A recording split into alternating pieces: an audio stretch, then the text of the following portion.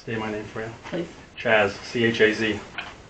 Fowler, F-O-W-L-E-R. Do you need my address? Please.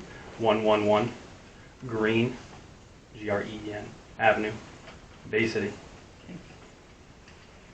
As I stated, I wish I had gone first here. I just want you to know that the challenger to the native son is myself. So on the Republican ticket for the primary, Chaz Fowler, Colin, I'm here, and I want to not campaign right now. What I just want to let you know is I know you guys exist. Okay? I think that it's forgotten about at times with Bay City. I think that Bay City thinks it's extremely large and that it itself is Bay County, and the surrounding areas might be forgotten. You're not forgotten. I come out here, been to Northwoods. I have to come through you to get anywhere north. So, congratulations to yourself. I'm a man of service myself. I was dual service. I did 5 years in the Marine Corps.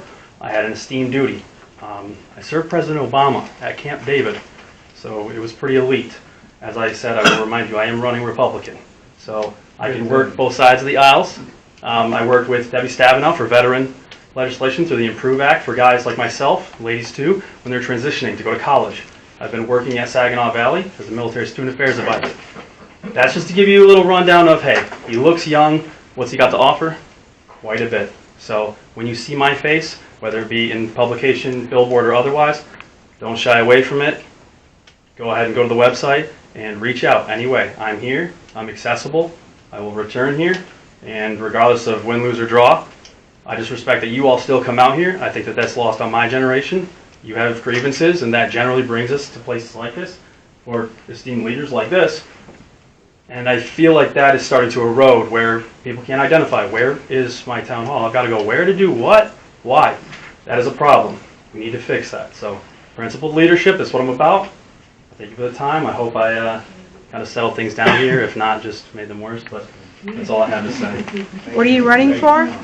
State representative, 96th district. That includes you guys. Can you be bought? Can I be bought?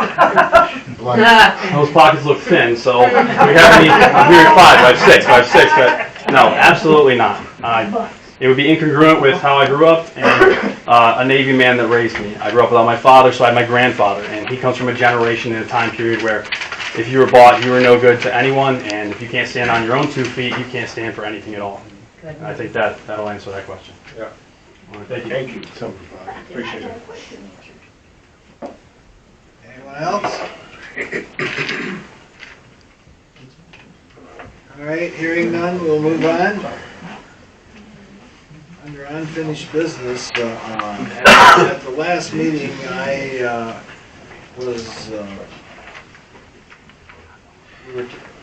wanted to give our deputies and the administrative assistant a pay raise. And just so everybody understands that it was brought up and tabled that we include the fire department. But history over the last, I don't know how many years, far back as I could read, the fire department made a recommendation for the hourly and everybody, and that the board would then approve that as a separate entity. So I'm still looking to give the deputy clerk, the deputy treasurer, and the deputy supervisor, who works usually just during the election times, and the deputy treasurer don't work, I don't know how many hours, if she even gets 100 hours a year. Approximately $1,000 a year in the budget. And the administrative assistant, which is Shirley.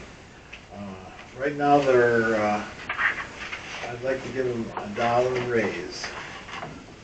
Okay, so just for discussion's sake, last year the firefighters received a 2% increase. The standard increase that even board members receive is 2% a year. This is a 6% increase for the office staff, who also received roughly that much. I think they went up 50 cents last year. The year before that, they went up, what, $5 an hour. So they've consistently got sizable increases in their pay for the last 3 years. There is absolutely no policy whatsoever on how much of an increase it should be, other than you just deciding how much you want to pay them. And considering the fact that you're in this office, working with them day to day, I find it kind of interesting that you are the final word on what everybody gets paid, and that there's no policy to dictate what the increase should be year over year. That doesn't make any sense. So there's a policy for board members to get 2%. Where's the policy for firefighters who risk their life to get 2% a year? But the office staff, I mean, I know paper cuts hurt, but 6%? Why are they getting 3 times the increase of everybody else? So we don't lose that. They're not going to go work at McDonald's, and they'd have to be a manager at McDonald's to make how much you're proposing to pay them, and then some. I don't see that happening. You have consistently increased year after year after year to a greater clip than anybody else in this office. It doesn't make any sense, and I would like to see, I'm still speaking, I would like to see a policy developed in a work session of this board to dictate what the annual increases should be, rather than having it be supervisor's choice. It should not work that way. It's not fair to the firefighters, who give a heck of a lot more here. One of them's getting paid, or several of them are getting paid $12.50 an hour to save your life. It's still not. That's the only thing I saw when I did budget, is I just looked at it, and I looked at it previously, you know, what's allotted, and it went up by $5,000 for one department. Melissa's the most frugal. Her deputy gets $1,000. Well, no, I'm just, you don't have to leave, I'm Do just. the work, I'll leave. I can do that. Wow.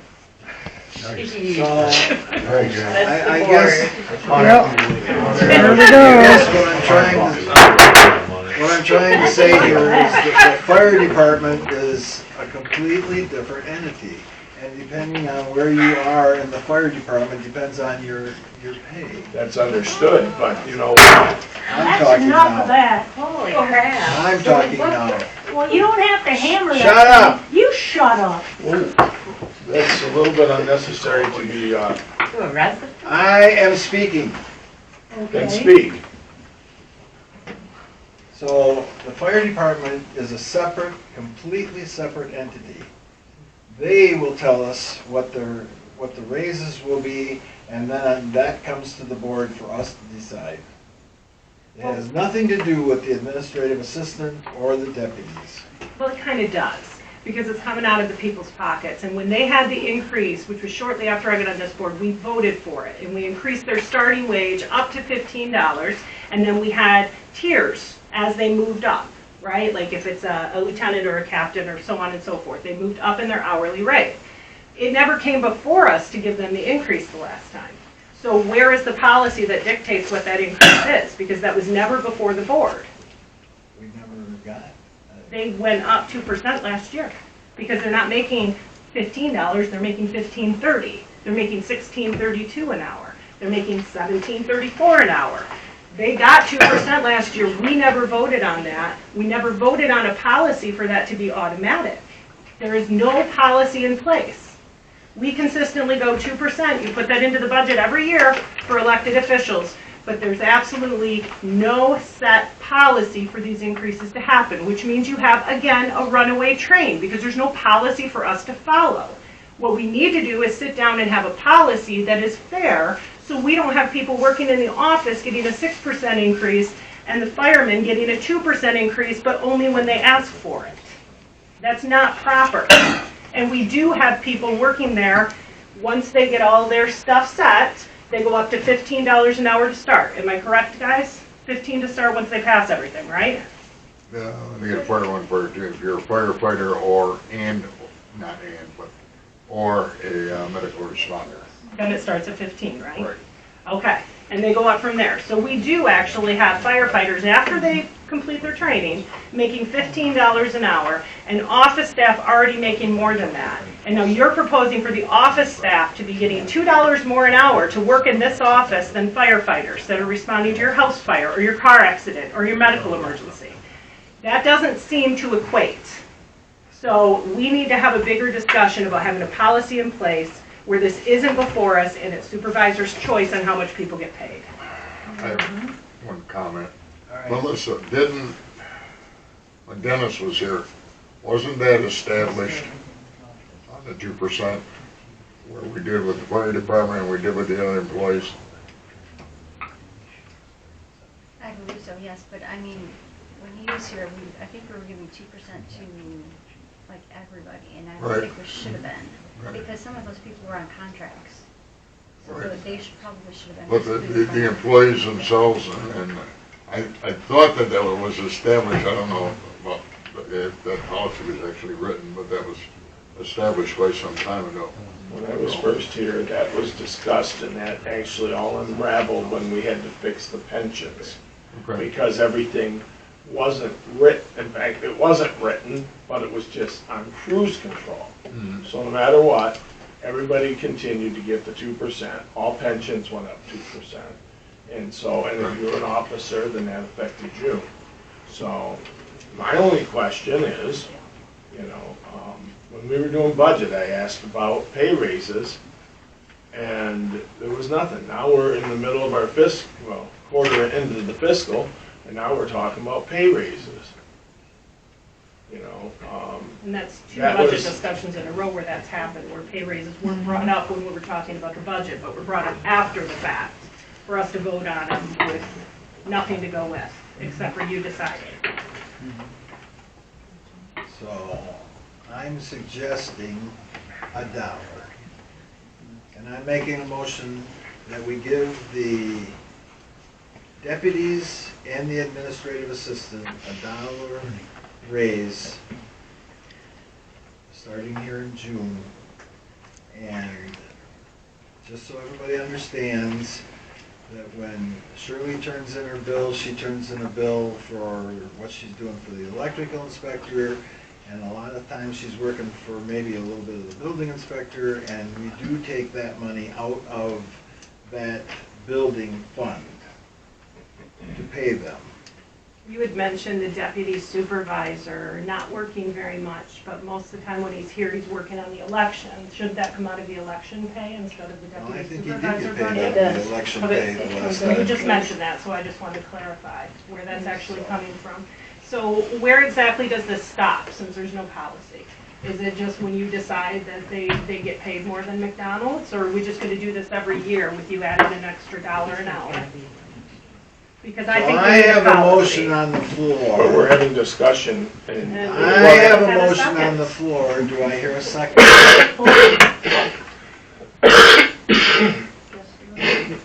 Do I hear a second? You all right?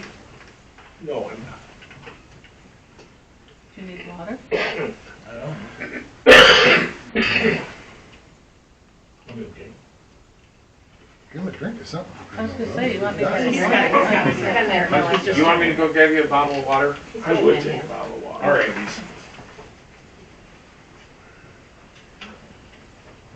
Do I hear a second or no?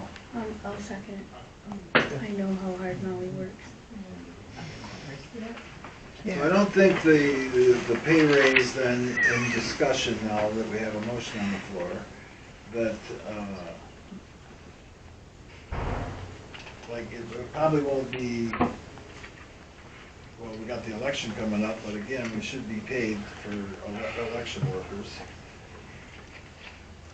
Oh, But the election workers didn't increase last time when the office staff did, the custodian didn't increase last time when the office staff did, or No, at least it wasn't Because supposed to. they are contracted help. But they're paid hourly. They're paid hourly, but they're contracted help. And it was made perfectly clear on the 50 cents that I gave them last year that we weren't going to pay the contracted help. It was strictly for the, Or election workers. no. Okay. but I actually think when you start talking about stuff like this, in my company, sit down and I talk to each person, and it goes on a merit base. You know, that's at least what we always did, and when we talk. I think there needs to be a policy. I don't think this should be up to just your discretion to set an amount We and to can bring work it on to a the board. policy from today forward, but right now I have a motion. But you want to get your on the way floor. now, I before we have a policy in place to actually move forward in a consistent way. So we have to have the policy in place before the budget is done next time, which is March. So, Sam, we were supposed to go over the ordinance for the cemetery 3 years ago, and you still have not pulled that forward, so that's not logical, just for the record.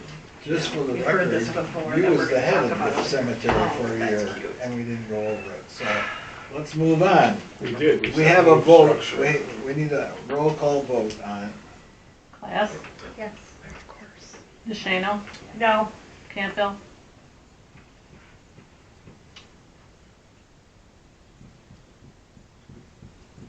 I will say yes. Davison, Yes? Cruz. Yes. when would you like to schedule the work session to determine a pay increase policy? Let's set a date right now. Oh, You no. can set it, give Yeah. us a few days when you're available.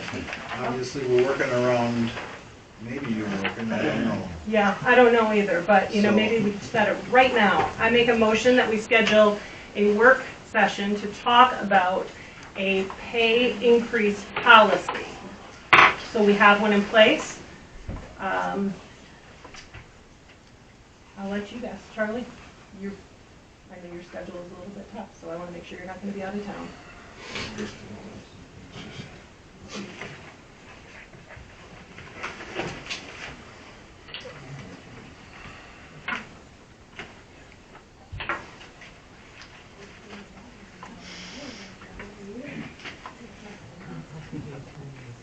He didn't say it. He didn't say it.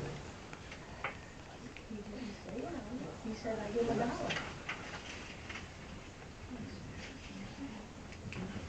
Hey, Lori, is a dollar really gonna hurt us?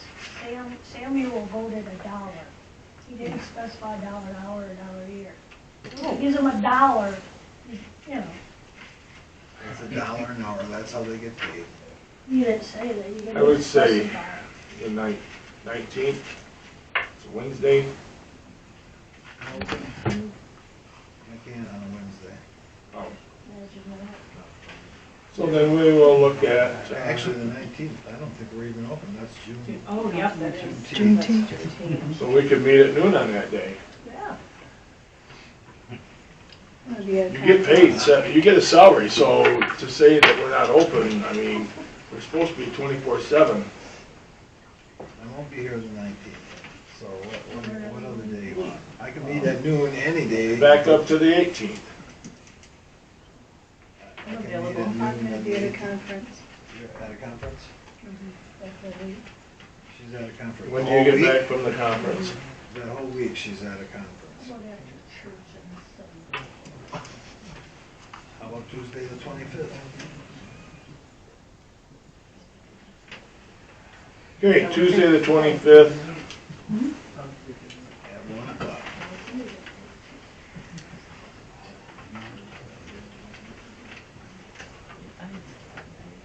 And there's, did I read something that there's no such thing as a work session? It'll probably be a special meeting. Whatever you call it, just a meeting for Yeah. stated purpose, that's all. Okay, so we'll probably have to call it a special meeting, and we'll just call it for the, Employee welfare. a pay. It's called employee welfare. We'll talk about the benefits for our employees. Oh, they're not on welfare, he just I told think us the that's- They use, conditions. they only use the The word, connotation is not very good. I think we can use something else. it's not meant in a derogatory sense. A pay It's policy. is pay fine. Pay pop. policy sounds much better. Okay, so the complete motion then is June 25th, apparently at 1 PM for a special meeting to discuss the pay policy. Pay.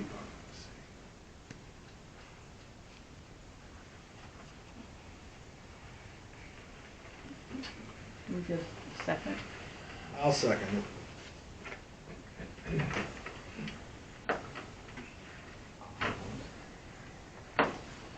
All those in favor signify by saying aye. Aye. All those opposed, same sign. Motion carried.